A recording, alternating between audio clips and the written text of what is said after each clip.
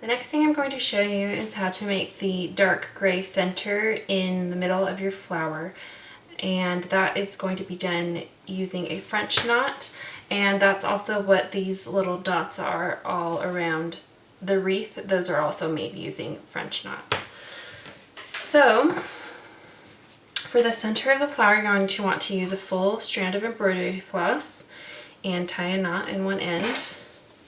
And these can be a little bit tricky, and hopefully you can see. If not, there might be some better videos out there that can show you a closer up view. You want to come straight up through the middle of your flower, and then you also might want to practice doing these not in the middle of your flower, so that way if you mess up, it's not as big of a deal. So you want to take your embroidery floss, and this does take some practice, and you want to pull the string tight with your left hand, and then take your needle and point it away from where you came up, and you're going to wrap it twice around the needle like this. And then while you're still holding this with your left hand, you kind of want to scoot this up on the needle, and then you want to go straight back down into the same hole that you just came out of. And then you still want to make sure that you are kind of keeping this taut right here with your left hand, and you want to go straight back down, all the while holding the end of the thread with your left hand. And then once you get to this point, you can let go, and then you've got a nice French knot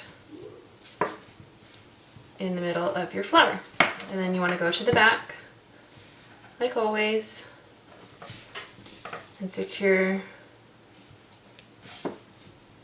the end of your thread and trim that off. Okay, and then let me just show you a couple more times how to do the French knot. I'm going to go to our practice area down here, come up through the back,